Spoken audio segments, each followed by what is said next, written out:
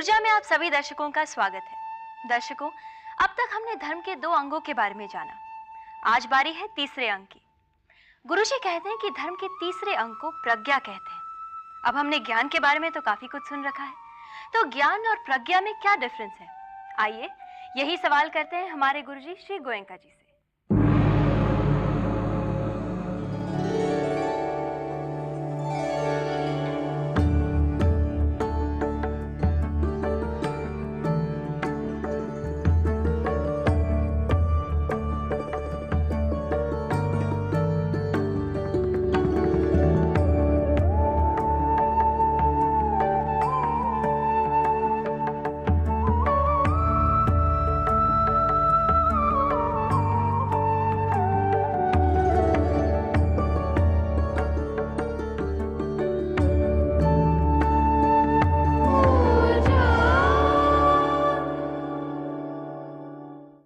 प्रणाम गुरुजी। सुखी हो बेटी। प्रणाम माता जी। गुरुजी, हमने आपसे शील और समाधि के बारे में जाना। आज हम आपसे धर्म के तीसरे अंग प्रज्ञा के बारे में कुछ जानना चाहेंगे। बेटी, प्रज्ञा भारतीय अध्यात्म क्षेत्र में प्रज्ञा का बहुत बड़ा महत्व है, सभी परंपराओं में। मुझे अपनी बात याद है, किशोर अवस्था में ही प्रज्ञा के प्रति ऐसा आकर्षण जागा कि स्थित प्रज्ञ होना मैंने अपने मानस में अपने जीवन का लक्ष्य बनाया। मुझे स्थित प्रज्ञ होना ही है, और इसके लिए बार बार ये श्लोक गुनगुनाते रहा। वीत राग भय क्रोध स्थितधि मुनि उच्यते। स्थितधि माने स्थित प्रज्ञ। उस मुनि को स्थित प्रज्ञ कहते हैं जिसका राग का स्वभाव खत्म हो गया, वीतराग हो गया। भय का स्वभाव खत्म हो गया, वीत भय हो गया।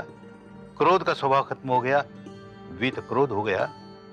ये लक्ष्य है कि हम कैसे इन विकारों से छुटकारा पाएं। जो छुटकारा पाता है वो प्रज्ञा में स्थित होता है। और प्रज्ञा की बात जो बार बार मन में उठते थे, नाभिनंदते न द्वेष्टि तस्य प्रज्ञा प्रतिष्ठिता। अभिनंदन नहीं करता, मनचाही हो गई तो उसमें बहुत आनंद से नाचने नहीं लगता। द्वेष नहीं पैदा करता, अनचाही हुई तो मन में द्वेष नहीं पैदा करता, तो समझो प्रज्ञा में प्रतिष्ठित हुआ।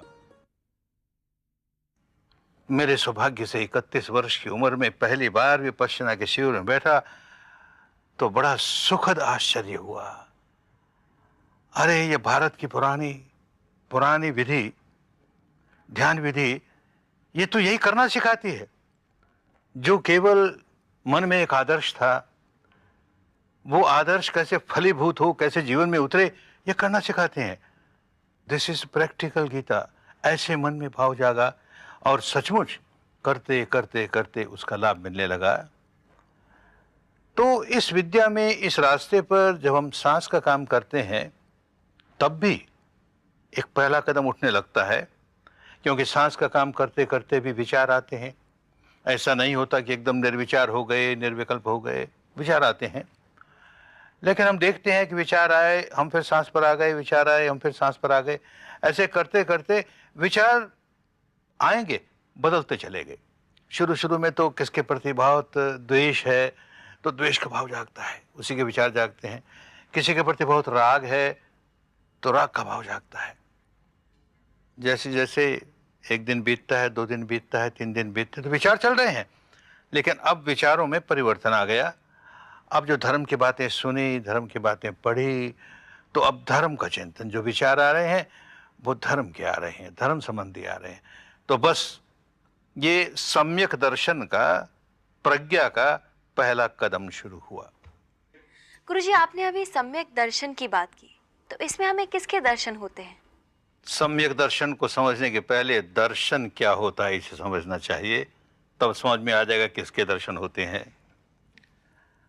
भाषा कितने ही समृद्ध क्यों न हो, फिर भी उसमें एक ही शब्द के अनेक अर्थों में उसका प्रयोग होता था, आज भी होता है। एक तो ये खुली आंखों कोई रूप देखें, कोई रोशनी देखें, कोई रंग देखें, कोई आकृति देखें, तो कहीं दिख रहा है मुझे इसका प्रकृति का दर्शन हो रहा है, व्यक्तियों का दर्शन हो रहा है। उसका सम्यक दर्शन से कोई दूर परे का भी संबंध नहीं। एक और दर्शन की बात चल पड़ी ध्यान में। लोग ध्यान करते हैं तो मान लो किसी आकृति का ध्यान किया, उस आकृति की जो तस्वीर बार बार देखते रहे, जो मूर्ति बार बार देखते रहे, मन पर उसकी गहरी छाप पड़ती गई। तो जिस आकृति का मन पर गहरी छाप पड़ गई हो, ध्यान करते करते उसका बाह्य प्रक्षेपण होने लगता है, माने बाहर दिखने लगती है वो। तो नासमझ साधक हो तो बड़ा खुश होता है, मुझे दर्शन हो गए। अरे क्या दर्शन हो गए? तूने एक काल्पनिक चित्र, एक काल्पनिक आकृति अपने मन में स्थापित की और बार बार दोहराते दोहराते इतनी गहराई से वो चलेगी कि वो बाहर उसका प्रकटीकरण होने लगा। इसका सम्यक दर्शन से दूर परे का भी संबंध नहीं, कोई लेन देन नहीं। जो सच्चाई अपनी अनुभूति पर, अपने भीतर, इस 3.5 हाथ की काया के भीतर अनुभूति पर उतर रही है, वो सम्यक दर्शन शुरू हुआ। किस तरह से हमको अपने बारे में सच्चाइयां प्रकट हो रही है उसको हम जान रहे हैं, और जान करके उसके स्वभाव को समझ रहे हैं, और स्वभाव को समझ करके हम अपने विकारों से मुक्त हो रहे हैं। तो सम्यक दर्शन फलदायी हुआ, कल्याणकारी हुआ। शुक्रिया गुरुजी। गुरुजी, अभी आपने जो सम्यक दर्शन के बारे में समझाया, इस बारे में आपसे बातचीत जारी रहेगी। यहाँ पर लेते हैं एक छोटा सा ब्रेक।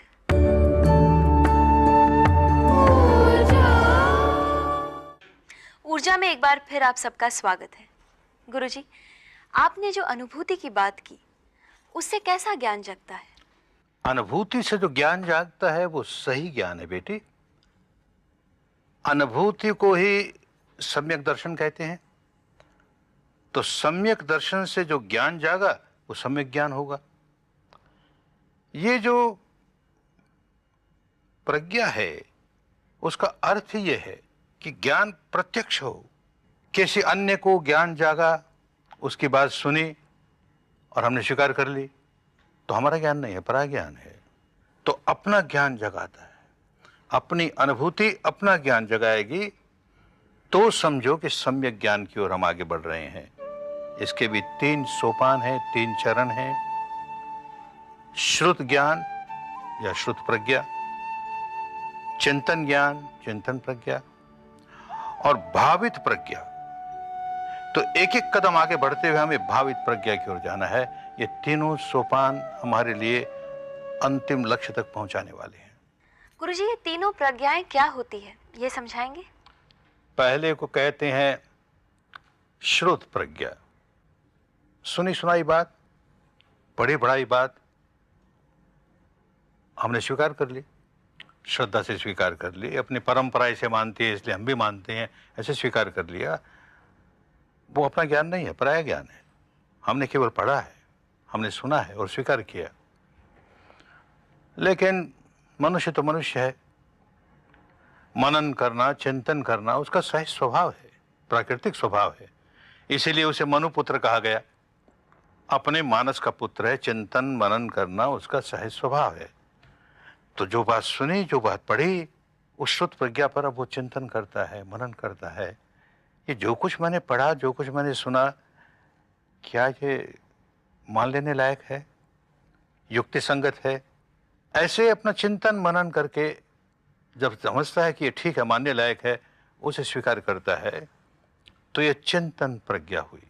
लेकिन इसमें एक कठिनाई है कि अधिकतर चिंतन मनन करते हुए अपनी परंपरा की जो मान्यता है और उसके साथ जब गहरा चिपकाव है, तो उसी को ये सही है ऐसा सिद्ध करने में अपनी सारी बुद्धि लगाता है, उसका वकील बन जाता है। तो ठीक से उसका चिंतन मनन नहीं हुआ, चिपकाव के साथ हुआ। चिंतन मनन आवश्यक है, लेकिन चिंतन मनन करके भी स्वीकार कर ले तो ठीक से चिंतन मनन करेगा तो अगला कदम उठाएगा। अधिकतर ये होता है बेटी, जिस परंपरा में कोई आदमी जन्मा है, उसकी जो मान्यता है, अगर उसमें जरा वो तर्क वितर्क करता है, तो उस परंपरा के, उस संप्रदाय के जो बड़े लोग हैं, जो बुजुर्ग हैं, वो कहेंगे तो कुतर्क करता है, हमारे शास्त्रों में तुम्हें विश्वास नहीं। तो जानते हो क्या होगा? मरने के बाद घोर नरक मिलेगा। और फिर उस नरक की व्याख्या करते हैं, ऐसा नरक ऐसा नरक। बेचारे का जी कांपता है सुन करके। अरे बाबा, ऐसा नरक मिले तो मैं क्यों नरक की ओर जाऊं? आप जो कहते हैं मैं मानता हूं, वो तर्क संगत है या नहीं है, मानता हूं, स्वीकार करता हूं। एक प्रलोभन भी देते हैं कि हमारे यहाँ जो मान्यता है उसको तुम मान लोगे तो क्या होगा, मरने के बाद तुम्हें स्वर्ग मिलेगा। और फिर उस स्वर्ग की व्याख्या, ऐसा आनंद है, ऐसा आनंद है। अरे बाबा, मान लेने मात्र से स्वर्ग मिलता है तो हम क्यों नहीं माने? हम तो अभी मान लेते हैं। तो भयभीत होकर के माना, कि लोभ लुब्ध होकर के माना, कि अंधविश्वास से माना, माना ही माना, जाना नहीं। मानने और जानने में जमीन आसमान का अंतर है। तो ये दोनों की दोनों, श्रुत प्रज्ञा और चिंतन प्रज्ञा, अधिकतर पराई प्रज्ञा है, हमारी नहीं है। तो तीसरी भावित प्रज्ञा, कोई सच्चाई भवित हुई हमारे भीतर, भवित हुई माने घटना घटी हमारे भीतर, और वो हमारे द्वारा अनुभवित हुई, हमने उसका अनुभव किया, और वो बार बार बार बार घटना घट रही है, हम उसका अनुभव कर रहे हैं। तो भावितो बहुलीकतो, बार बार बार बार होते होते सच्चाई को अनुभूति के स्तर पर जान रहा है।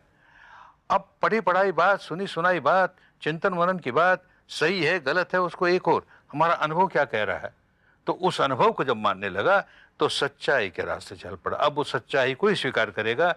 वो भावित प्रज्ञा सही माने में वो प्रज्ञा है जो हमें कल्याण तक पहुंचाती है, हमारी मुक्ति तक पहुंचाती है।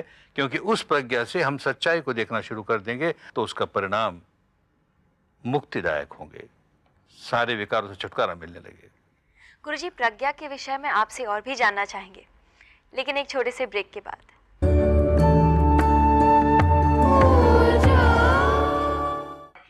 एक बार फिर आप सबका स्वागत है ऊर्जा में।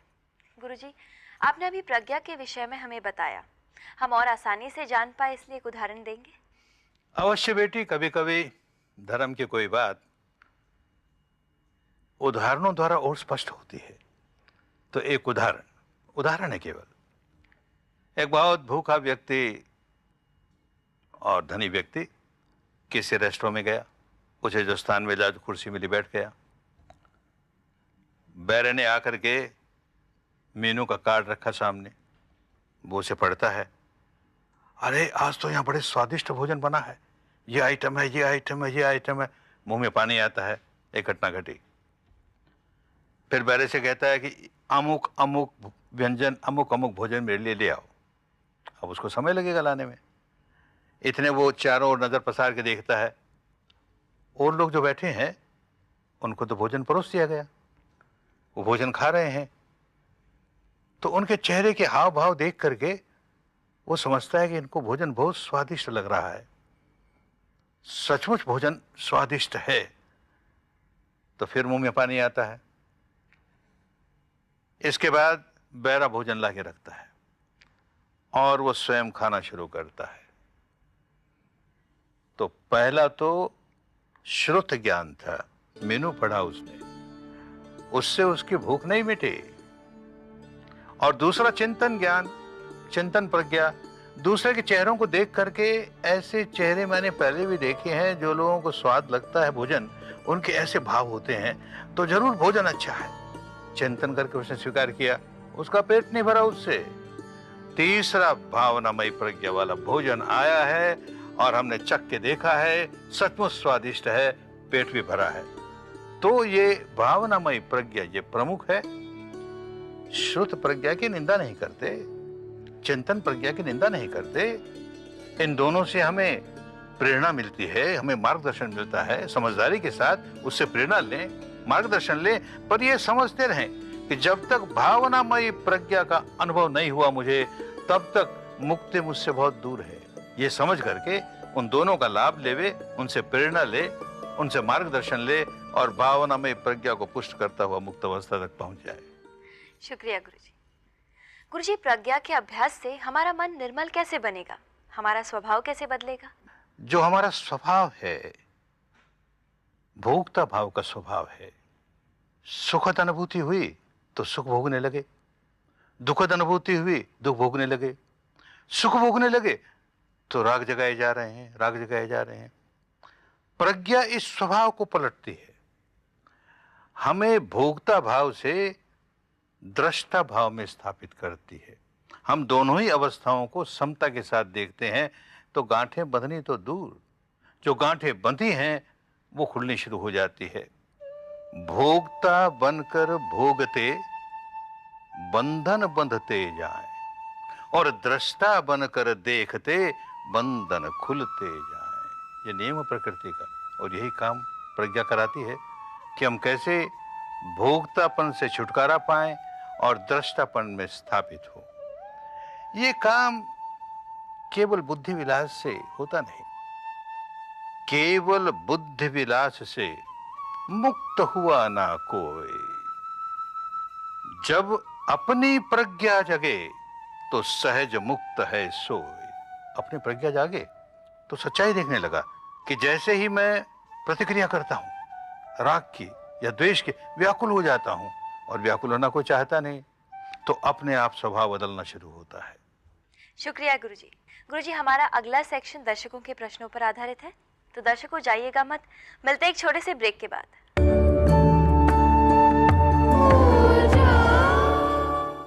ब्रेक के बाद आप सबका स्वागत है।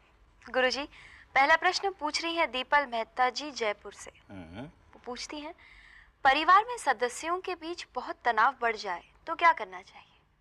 विपश्यना करें, सारे तनाव दूर हो जाएंगे। लेकिन वैसे एक सामान्य तरीका भी है। एक बात ये ख्याल रखें, जीवन का बहुत सा समय ऐसा बीता होगा जब उस व्यक्ति के साथ हमारे स्नेह संबंध थे, अच्छे संबंध थे। अब किसी कारण से कोई घटना घट गई या कुछ हो गया, आपसे तनाव आ गया, तो परस्पर द्वेष होने लगा, दुर्भावना जागने लगी। तो एक तरीका ये कि उन दिनों को याद करें जिस समय कि आपस में प्यार था, स्नेह था। उसको याद करने से मन में मोह जागेगा। अरे देखो, इसका हमारे साथ ऐसा व्यवहार था, ऐसा व्यवहार था। आज जो व्यवहार में खराबी आई उसको याद करोगे तो द्वेष जागेगा। याद करे तो याद कर, बे दिन जत्थो प्यार, प्यार जगावे स्वर्ग सुख, और द्वेष नरक को द्वार। तो क्या करोगे बार बार द्वेष करके? प्यार जागेगा, पुरानी बातें जो अच्छी बातें हैं, प्रिय बातें हैं, उनको याद करो। और फिर जड़ों से द्वेष निकालने के लिए, जड़ों से दुश्मनी निकालने के लिए, जड़ों से दुर्भावना निकालने के लिए विपश्यना करोगे तो देखते देखते देखते, अभ्यास करते करते, भावित प्रज्ञा द्वारा अभ्यास करते करते जड़ों से निकल जाएगा। फिर वही व्यक्ति जिसके साथ संबंध खराब थे, अपने आप संबंध अच्छे होने लगेंगे। शुक्रिया गुरुजी। गुरुजी, अगला प्रश्न पूछ रहे हैं विजय कुमार जी दिल्ली से। गुरुजी, मृत्यु हो जाने पर शरीर तो नष्ट हो जाता है, तो फिर हमारे कर्मों के अनुसार जो संस्कार बनते हैं वे हमारे अगले जन्म में कैसे साथ चलते हैं? हमने पहले जितने संस्कार बनाए वो सारे संग्रहित हैं। इस क्षण हम पुराने संस्कारों का संग्रह लिए चल रहे हैं। इस क्षण यह भी हो सकता है कि हमने कोई नया बुरा संस्कार उसमें जोड़ दिया। यह भी हो सकता है कोई बुरा संस्कार हमने छोड़ दिया, हमने अच्छा संस्कार जोड़ दिया। इस क्षण हमने क्या किया? जो छोड़ा, जो जोड़ा, अगला क्षण वैसा ही बनेगा। हर क्षण पिछले क्षण की संतान है। तो जो पिछले क्षण अपने साथ लिए चल रहा है चित्त, वो साथ है, उसमें इस क्षण में हमने छोड़ा या जोड़ा, उसके अनुसार फिर आगे का क्षण, यूं क्षण प्रतिक्षण, क्षण प्रतिक्षण। मृत्यु के समय क्या होता है? कोई पत्थर के लकीर वाला हमारा संस्कार, मृत्यु के समय उनमें से कोई ना कोई अपना सिर उठाएगा और उसी के अनुसार अगला क्षण। मृत्यु के समय इस जीवन का अंतिम क्षण अगले जीवन के प्रथम क्षण का जनक है। अगले जीवन का प्रथम क्षण इस जीवन के अंतिम क्षण की संतान है। तो जैसा ये क्षण, चित्त की ये अवस्था इस समय, बिल्कुल वैसे ही अगले क्षण की अवस्था होगी। अब उसमें फिर हम यही जोड़ तोड़ करते चले जाएंगे और मृत्यु के समय फिर कोई गहरा संस्कार जागेगा वो धक्का देगा, एक नया जन्म आएगा, फिर वो जो कुछ साथ लिए चल रहा है उसको कम करेगा, बढ़ाएगा। ये उसकी समझदारी पर है। समझदारी होगी तो बुरे कर्मों को दूर करेगा, अच्छों को बढ़ाएगा। ये प्रज्ञा से इस प्रकार करेगा। अन्यथा नासमझी होगी तो बुराई बुराई बढ़ाता चला जाएगा, दुख पर दुख बढ़ाता चला जाएगा, और ऐसे ही जन्म मरण का चक्कर चलता चला जाएगा। नहीं तो जन्म मरण के चक्कर से बाहर निकल जाए, सारे संस्कारों को धो के साफ कर दे। शुक्रिया गुरुजी। गुरुजी, आज का ये एपिसोड यहीं पर समाप्त होता है। अगले एपिसोड में आपसे फिर मुलाकात होगी। प्रणाम गुरुजी। सुखी हो बेटी। प्रणाम माता जी। तो दर्शकों, ये था हमारा आज का एपिसोड। हमारे इस एपिसोड में हमने बात की धर्म के तीसरे अंग प्रज्ञा के बारे में। हमारे अगले एपिसोड में हम किस विषय पर बात करेंगे, ये जानने के लिए देखना ना भूलिए। अगले हफ्ते इसी दिन इसी समय ऊर्जा।